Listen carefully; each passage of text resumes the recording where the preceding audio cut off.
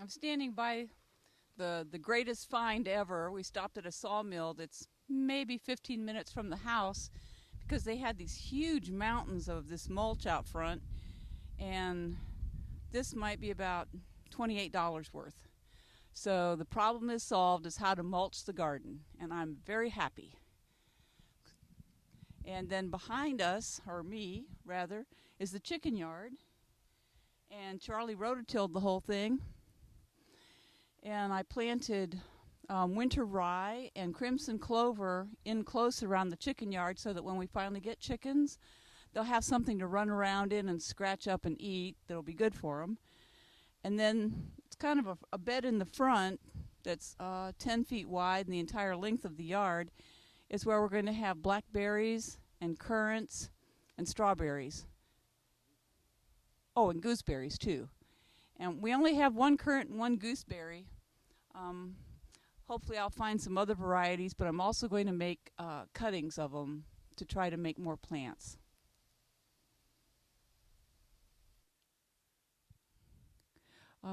This is a picture of the Virginia spiderwort that's in full bloom right now, so we wanted to include it.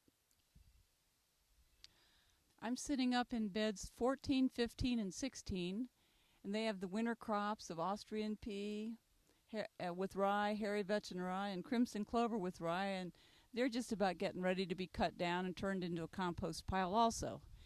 And right beside me are the Virginia spiderworts that are in full bloom right now. And then behind me there is Sandy's strawberry patch. She rescued 72 strawberries from the garden and transplanted them up there this spring, and along with the liriope. And they're just now starting to turn red, and she'll be back tomorrow night, and so she'll get to eat them herself.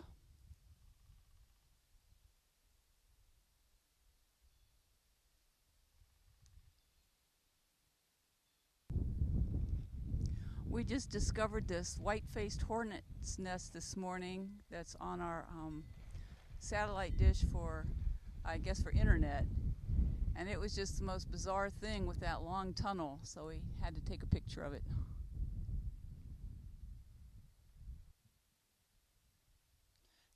This is a whiteboard that Charlie rescued from a lawyer's office during a remodel up in DC, and we're using it to document what's in the growing beds, because it seemed like I was the only person who knew what was growing, and now anybody can see what's going on.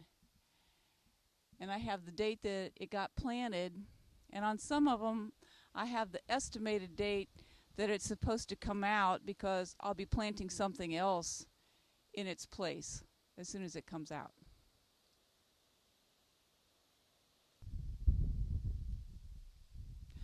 I'm up in beds number 1, 2, and 3, where we have the potatoes planted and peas.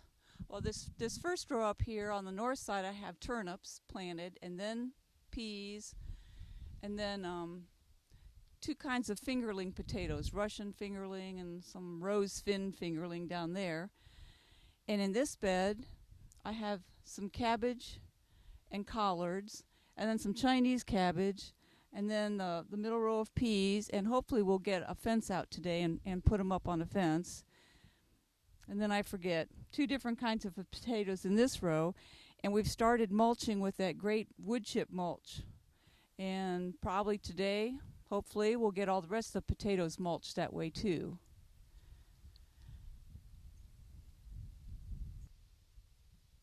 This is bed number 1. It has Yukon Gold on the left side, and carob potatoes in the middle, and marvel peas coming up, and then 2 different kinds of beets on the far right side. And we're using strips of carpet that we rescued from trash day up in Falls Church as our pathway mulch. And the big green border that you see, it's not blooming yet, but it'll be great when it does. It's 2 different kind of daylilies. The tiger lilies bloom first, and just about the time they're finished, the other fancier daylilies will start blooming. So once it starts, it's about 6 weeks worth of flowers. So that's real fun too.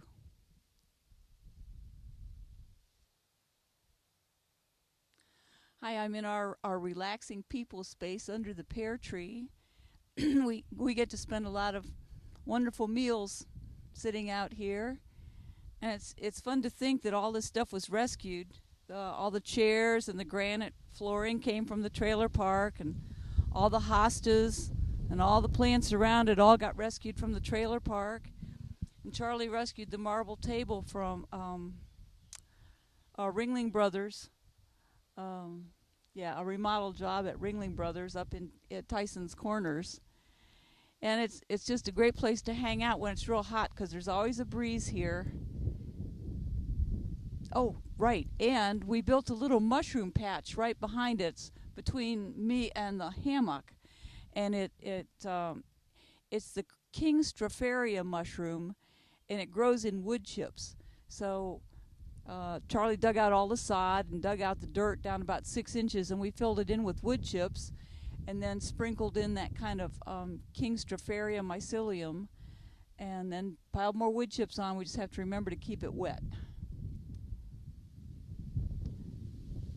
And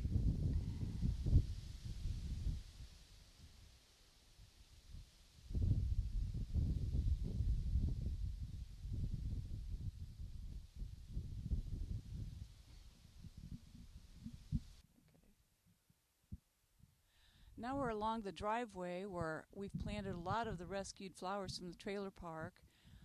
The lilac bushes have already bloomed, and all the daffodils and crocuses and things like that. Now we're on to the, I guess, mid-spring flowers. We have a sedum are growing, and the spice bush is blooming, and the irises have all started blooming. This is their second year of being there, and I think they're really getting well established. And the peonies are just just opened up yesterday and today. They're just starting, and it's just real fun to watch the riot of color coming.